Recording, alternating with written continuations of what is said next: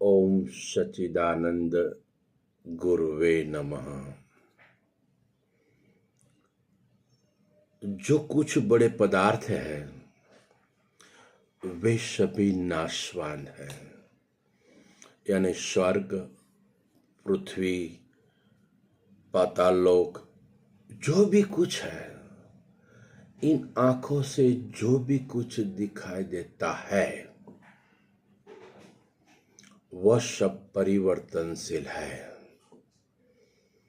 ये देह भी प्रत्येक क्षण परिवर्तनशील है, मन भी परिवर्तनशील है, इंद्रियां भी परिवर्तनशील हैं, यानी इस सारी भ्रांति का स्वभाव ही परिवर्तनशील है। इसलिए महापुरुष हम सभी को अपने स्वरूप में जागने के लिए कहते हैं कि अपने स्वरूप में आ जाओ, आत्म स्वरूप को पहचान लो। केवल एक ही आत्मदृष्टि सबसे श्रेष्ठ है।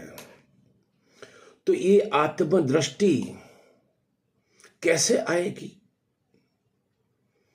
गुरु बिन ज्ञान न उपजे, गुरु बिन मिटे न भेद, गुरु बिन संशय ना मिटे, जय जय जय गुरुदेव। सदगुरु के बिना और सदगुरु में पूर्ण से पूर्ण समर्पण के बिना और आचरण के बिना हमें हमारी आत्मदृष्टि कहो, स्वरूप दृष्टि कहो, ब्रह्म स्थिति कहो, ज्ञान ज्योति कहो, चैतन्य ज्योति कहो, आनंद ज्योति कहो, वो प्रकट नहीं होती। और जिसने सदगुरु में संपूर्ण समर्पण यानी ये जान लिया, हम जिनको मैं मेरा मानता था वो अभी सत्य नहीं है, अब मिथ्या है। जिस क्षण सदगुरु के उपदेश से ये मिथ्या लगे, उसी क्षण जो हमने सदगुरु के चरणों में अर्पित किया था वो हमें पता चला मेरे गुरु ने कितनी मुझ पर कृपा की। जो नहीं था, जो कल्पित था, जो भासमान था, जो स्वप्नवत था, वह सदगुरु ने छुड़ाया।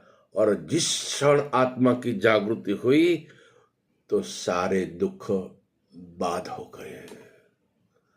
इसलिए आत्मदृष्टि गुरु निष्ठावान को कोई दुख नहीं होता।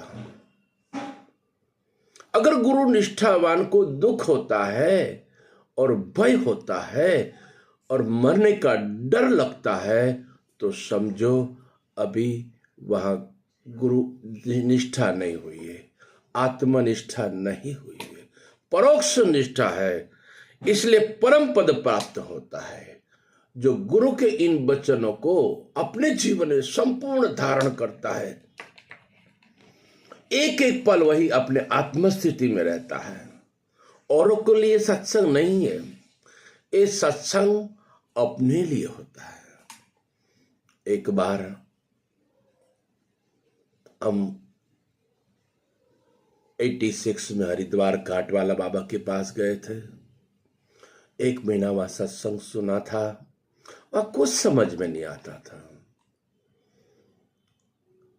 घाट वाला बाबा एक लड़कों को कहता है कि तू ब्रह्म है, तू आत्मा है, तू शरीर नहीं है, ये जगत कल्पित है, तू बालक भी नहीं है, तू स्वयं चैतन्य स्वरूप है।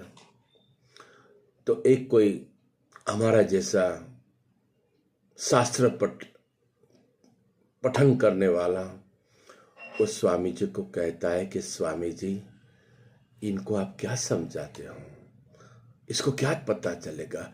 मैंने उसको नहीं कहा, मैंने अपने आप को कहा और अपनी प्रतिक्षण इस जागृति के लिए। इसलिए सत्संग अपने लिए होता है। जो अपने लिए सत्संग में नित्य रहता है उनकी आत्मदृष्टि, ज्ञान दृष्टि, चैतन्य दृष्टि और ब्रह्म दृष्टि अखंड बनी रहती है। तो सभी की यही ब्रह्म दृष्टि बनी रहे, यही बस गुरु महाराज का सदैव आशीर्वाद बना रहे। सबका मंगल है ही, सबका कल्याण है ही, और सब अपने अपने गुरु महाराज में गुरु निष्ठा सबकी सवाई है। यही आशीर्वाद। जय गुरु महाराज, जय गुरु महाराज।